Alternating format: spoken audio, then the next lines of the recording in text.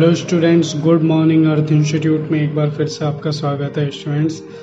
आज की जो हमारी क्लास है वो है रिपोर्ट्स को लेके, यानी कि आपने जो अभी तक काम किया है उसका आप देखेंगे कि रिपोर्ट सेक्शन में किस तरह से यूज़ होता है। तो स्टूडेंट, हम समझते हैं यहाँ पर रिपोर्ट को समझना बहुत ज़्यादा ज़रूरी है, क्योंकि जब आप अकाउंटेंट बनेंगे, अच्छे अकाउंटेंट बनेंगे, तो आप रिपोर्ट पे ही सारा जो है डिसीजन लेंगे और उन्हीं के बिहाफ पे ही आप अपनी कंपनी को आगे बढ़ाएंगे। तो स्टूडेंट, यहाँ पर हम स्टार्ट करते हैं रिपोर्टिंग सेक्शन को, जिसको हमने बांट लिया है दो पार्ट में। एक जो है वो अकाउंट रिपोर्ट है और एक है अदर रिपोर्ट। तो सबसे पहले बात करते हैं यहाँ पर रिपोर्ट्स में, जो कि है अकाउंट रिपोर्ट, यानी कि हम बात कर रहे हैं फाइनेंशियल स्टेटमेंट्स की। तो जिसमें आते हैं balance sheet, profit and loss account and ratio analysis. तो स्टूडेंट, ये हमारी मेन रिपोर्ट्स होती है जिनको हम कंसिडर कर सकते हैं। तो यहाँ पर प्रॉफिट एंड लॉस अकाउंट की अगर मैं बात करूँ तो प्रॉफिट एंड लॉस अकाउंट के अंडर ही ट्रेडिंग अकाउंट भी इंक्लूड होता है। तो सबसे पहले देखते हैं बैलेंस शीट। देखिए स्टूडेंट्स, यहाँ पर बैलेंस शीट आपको शो हो रही है। तो बैलेंस शीट जब आपको शो हो रही है तो ये जो आप अभी अपने सामने स्क्रीन पे देख रहे हैं, ये है नॉर्मल बैलेंस शीट जो कॉमनली यूज होती है।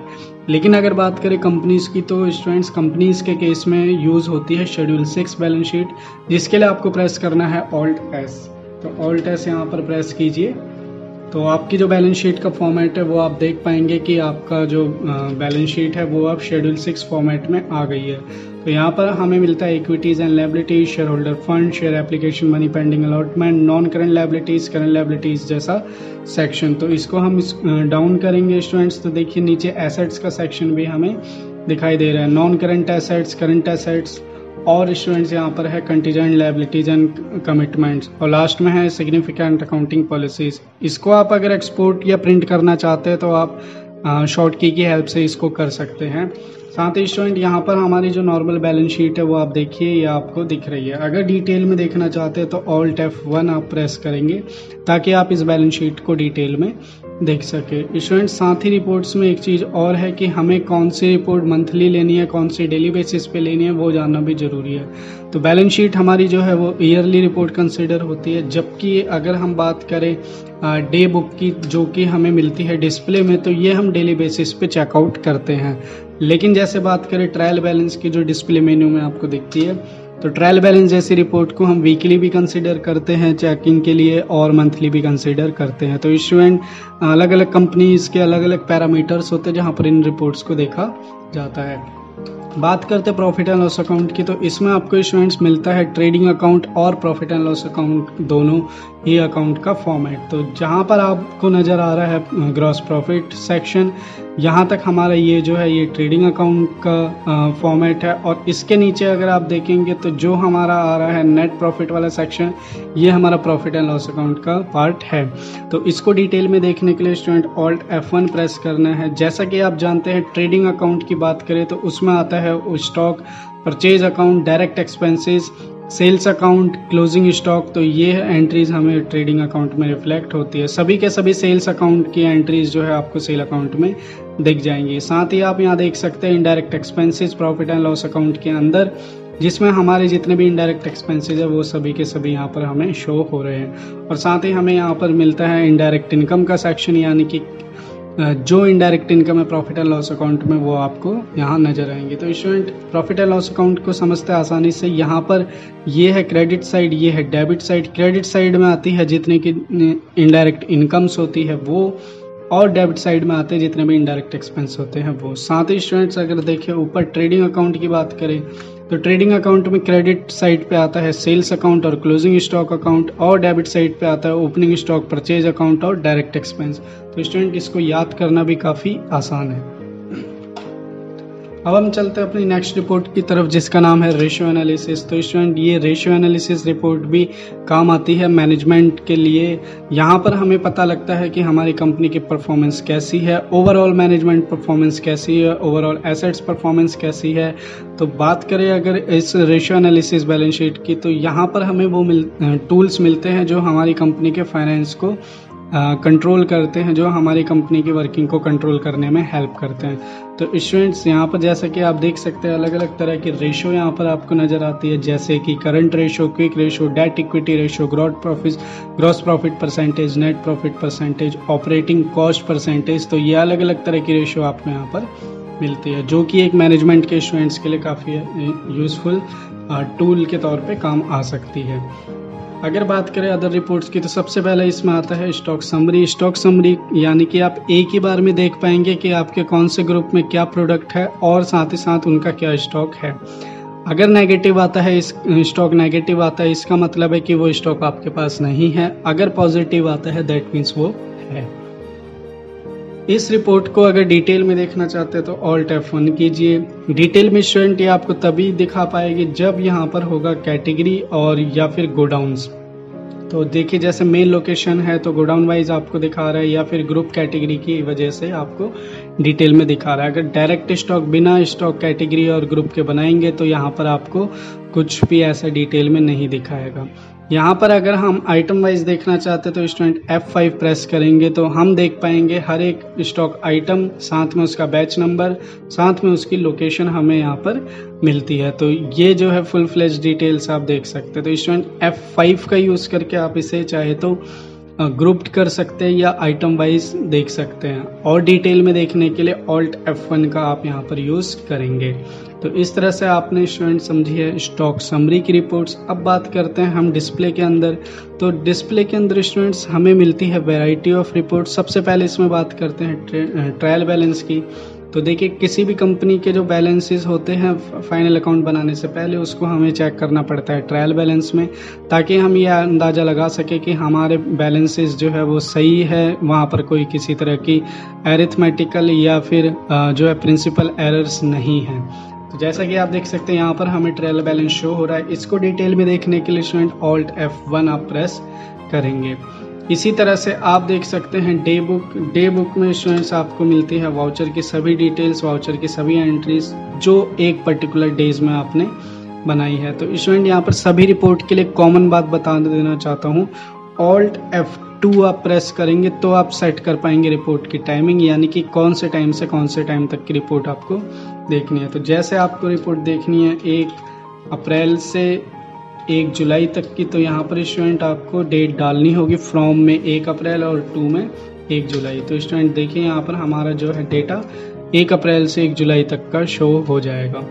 तो इसी तरह से स्टूडेंट हम ये डे बुक में देख रहे हैं। तो डे बुक की जो खास बात है वो ये ही है कि हम किसी पर्टिकुलर डे की एंट्री यहाँ पर देख सकते हैं। जैसे 1 तारीख को हमने कितनी एंट्री करी, 4 तारीख को कितनी एंट्री करी, 2 तारीख को कितनी एंट्री करी, ये सभी हमें मिलता है। तो स्टूडेंट देखिए 2 तारीख को मैंने यहाँ पर कोई भी एंट्री नहीं कर रखी है, इसलिए मुझे यहाँ पर कुछ भी शो नहीं हो रहा है। लेकिन अगर बात करें 1 तारीख की, तो यहाँ पर देखिए स्टूडेंट 1 तारीख को मैंने नंबर ऑफ एंट्रीज बहुत ज़्यादा कर रखी है, जो कि हमें यहाँ पर शो होती है। इसी तरह से अगर आप अकाउंट और इन्वेंट्री की रिपोर्ट को देखना चाहते हैं तो उसके लिए अकाउंट बुक्स और स्टेटमेंट ऑफ अकाउंट जैसी रिपोर्ट का यूज़ करें। इन्वेंट्री बुक्स और स्टेटमेंट ऑफ इन्वेंट्री जैसी बुक्स का रिपोर्ट का यूज़ आपको इन्वेंट्री की रिपोर्ट के लिए करना है। तो सबसे पहले बात करते हैं अकाउंट बुक की। तो देखिए अकाउंट बुक में कैश और बैंक बुक आप देख सकते हैं, अलग अलग लेजर की रिपोर्ट देख सकते हैं, individual group summary, group vouchers देख सकते हैं, cell register, purchase register, general register देख सकते हैं। ग्रुप की समरी अगर आप देखना चाहते हैं तो स्टूडेंट देखिए किस तरह से आप ग्रुप की समरी देख सकते हैं। किसी एक पर्टिकुलर ग्रुप जैसे कि आप सेलेक्ट कर सकते हैं कैपिटल अकाउंट, तो कैपिटल अकाउंट में आने वाले जो लेजर्स है वो एंट्री हमें यहाँ पर शो हो जाएंगी। अगर हम दोबारा एंटर करें तो हमें मिलता है इस लेजर की मंथली रिपोर्ट, ताकि हम ये देख सके कि उस महीने हमने कितनी एंट्री करी थी। और जैसे ही हम एंटर प्रेस करेंगे तो हमें मिलते हैं लेजर बेस्ड वाउचर्स की, उस लेजर के अंदर हमने कितने वाउचर एंटर किए हैं। तो स्टूडेंट इसी तरह से आप बाकी रिपोर्ट्स भी देखेंगे तो वहीं आपको सेम प्रोसेस फॉलो करना पड़ेगा। लेकिन अगर जैसे लेजर की बात करें तो पर्टिकुलर एक लेजर का ही बैलेंस आपको यहाँ पर मिलेगा। फॉर एग्जांपल मैं सेलेक्ट करता हूँ CGST 9%। तो देखिए स्टूडेंट CGST 9% कौन कौन सी ट्रांजेक्शन की वजह से यहाँ पर इफेक्ट हुआ है, तो वो हमें ट्रांजेक्शन दिखा रहे हैं। तो यहाँ पर आपको टोटल बैलेंस दिखा रहा है क्लोजिंग में कितना है डेबिट और क्रेडिट के बेस पर। इसी तरह से आप यहाँ पर देख सकते हैं students statement of accounts. Statement of accounts में आउटस्टैंडिंग्स आप चेक कर सकते हैं, जिसमें आप चेक कर पाएंगे रिसीवेबल और पेबल्स। तो मेनली इसी के लिए इसका यूज़ किया जाता है कि हमारे पास कितने रिसीवेबल्स और कितने पेबल्स है। तो चलिए स्टूडेंट मैं आपको दिखा देता हूँ। ये देखिए हमारे इतने सारे डेटर से पैसा आना बाकी है, यानी कि हमारे ये जो है अमाउंट रिसीव होना बाकी है। अगर बात करें पेबल्स की तो दैट मीन्स कि यहाँ पर हमें दिखा रहा है कि हमारा कितना पैसा हमने अभी पेंडिंग कर रखा है जो क्रेडिटर्स को हमने नहीं दिया है, यानी कि क्रेडिटर के लिए पेबल की रिपोर्ट और डेटर्स के लिए रिसीवेबल की रिपोर्ट हम यहाँ पर देख सकते हैं। साथ ही हम यहाँ पर अकाउंट्स बुक की बात करें तो students cell register, purchase register, journal register आप देख सकते हैं, जो कि आपको मैंने पहले भी टॉपिक में बताया था। जर्नल रजिस्टर की बात करें तो यहाँ पर आपको मिलता है जर्नल वाउचर वाला, एंट्री वाला रजिस्टर और डेबिट नोट, क्रेडिट नोट वाला रजिस्टर स्टूडेंट। तो इस तरह से आप ये सारी रिपोर्ट्स देख पाएंगे। बात करते हैं इन्वेंट्री बुक्स की तो देखिए इन्वेंट्री बुक्स में आप स्टॉक आइटम की रिपोर्ट देख सकते हैं, ग्रुप समरी और बैच वाइज डिटेल आप देख सकते हैं। Purchase order book, sale order book आप यहाँ पर देख पाएंगे स्टूडेंट्स, अगर आपने purchase order, sale order process को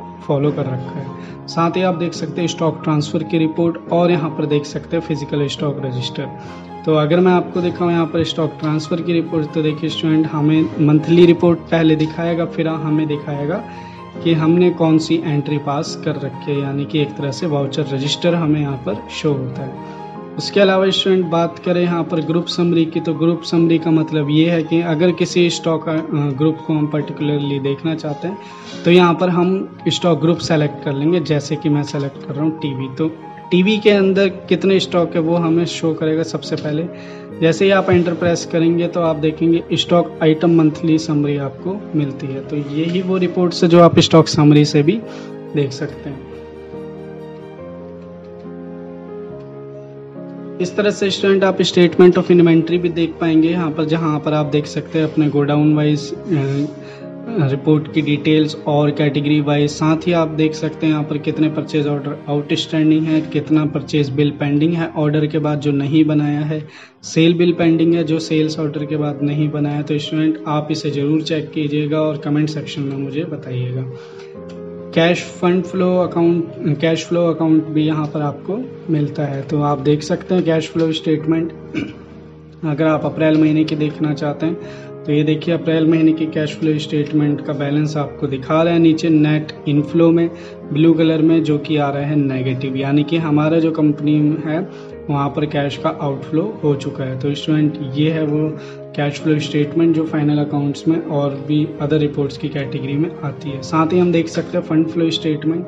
तो फंड फ्लो स्टेटमेंट स्टूडेंट आप देख पाएंगे यहाँ पर कितनी वर्किंग कैपिटल इंक्रीज है, कितना क्लोजिंग बैलेंस है, कितना ओपनिंग बैलेंस है, ये सब ऑटोमेटिक स्टूडेंट्स यहाँ पर बन के आता है। आपको इसको बनाने की ज़रूरत नहीं पड़ती है, बस आपको सिर्फ यहाँ पर टाइम चेंज करना होता है इन दोनों ही रिपोर्ट्स में, किसी भी तरह की रिपोर्ट में, ताकि आप उसे टाइम पीरियड के हिसाब से देख सकें।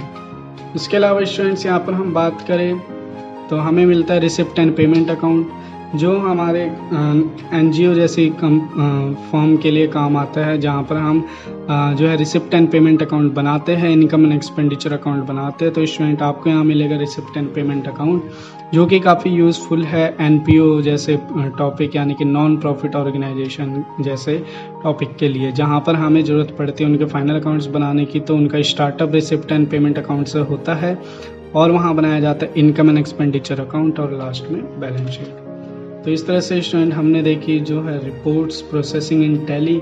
आशा करता हूँ आपको ये वीडियो समझ आई होगी। कमेंट बॉक्स में ज़रूर बताइएगा। कोई अलग से रिपोर्ट पे आप अगर वीडियो बनाना चाहते हैं तो आप हमें ज़रूर बताइए। थैंक यू सो मच इस वीडियो में बने रहने के लिए, इस वीडियो को देखने के लिए। अर्थ इंस्टीट्यूट की तरफ से आपको बहुत बहुत थैंक्स।